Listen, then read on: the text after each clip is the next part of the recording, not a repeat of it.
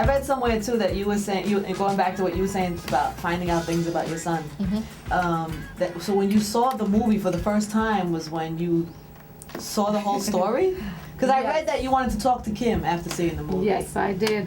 When I saw the movie, I remember one of the big guys from over at Fox said, "Miss Wallace, how did you like the film?" I'm like, "Nah, I'm not feeling this film," you know. And they asked me why. I said, first of all, it was just too much filth, and I'm not liking that guy. And then I had to do press the next day.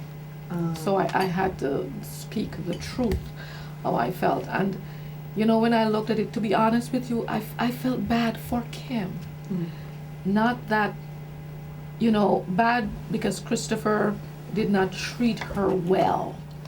I felt Christopher did not love her the way she deserved to be loved. I honestly felt Christopher cheated on her. I think Christopher lied to her.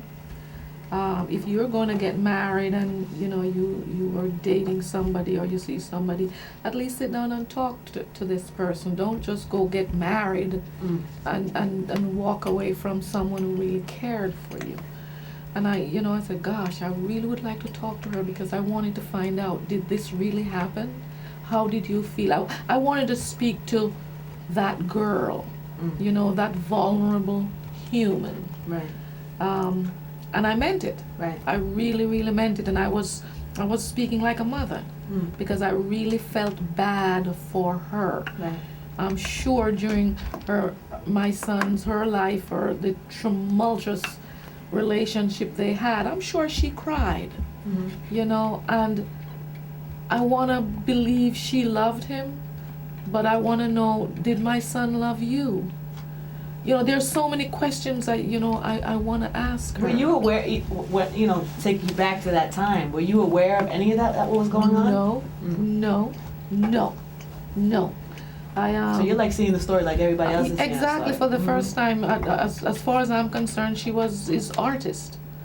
You know, I remember once, I don't remember where I was coming from, but Really?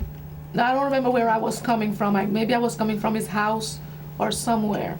Well, then we came into the city and we picked her up, and Christopher was with her, and I guess I looked at the driver and I go, what's going on there?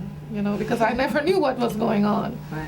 And nobody would answer me. It's like everybody was all hush hush, you know, but I never knew that relationship was so deep.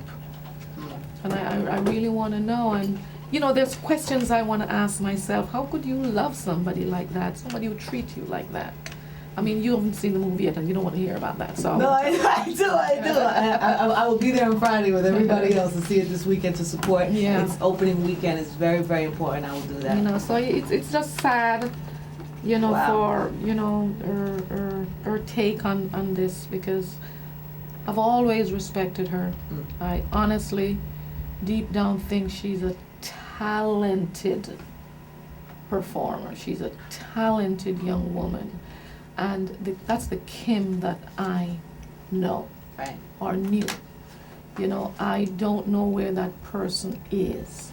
And if we find her, hey, that would be great, because that was a great person.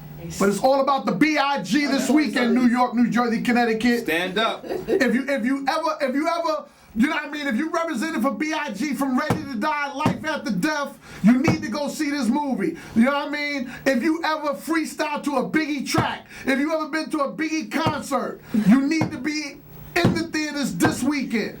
And all you rappers that took some of Biggie's lines, pay him back right now and go see the movie this weekend. That's right. Period, point blank. Or know anybody who lives in Brooklyn, you should go see That's the movie. what it is. This weekend, Friday. It's a great movie, man. For real, it's a great movie.